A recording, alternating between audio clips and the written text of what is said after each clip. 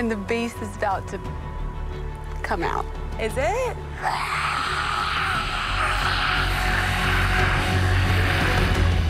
All right, that's what it looks and sounds like when the beast comes out, I guess. The Battle of the Beauty Queens on last night's episode of The Bachelor.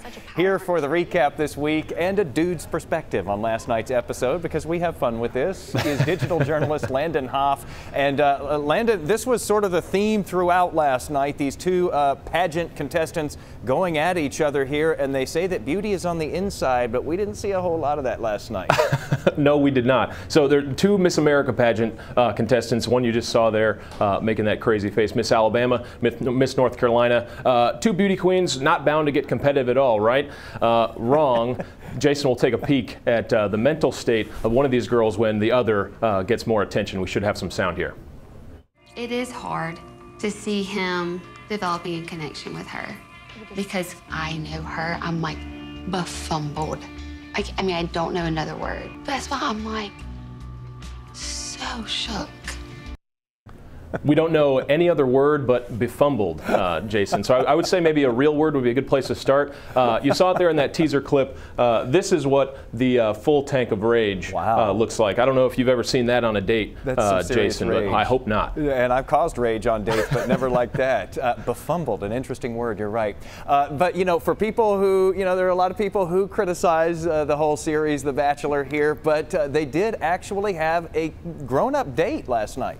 Yeah, so correct me if I'm wrong, Jason, but this kind of sounds like a date out of my nightmares. So he takes a helicopter ride to a kind of old-looking amusement park, and then he invites a group of kids along to third wheel, which honestly sounds terrible, but I got to give it to the guy. It was quite the power move, because I think he scored some serious future dad points playing with the kids. He's got a charity or foundation where he's notably good with kids. You see him here running in. This is not what I would ever want to see when I start out a date, but I'm going to be honest with you, it was a good move on Colton's part. You know, my wife was actually impressed with how I dealt with a kid one time at a baseball game when we were dating, and I think it kind of helped to sell me a little bit. It kind of made up for a lot of negative.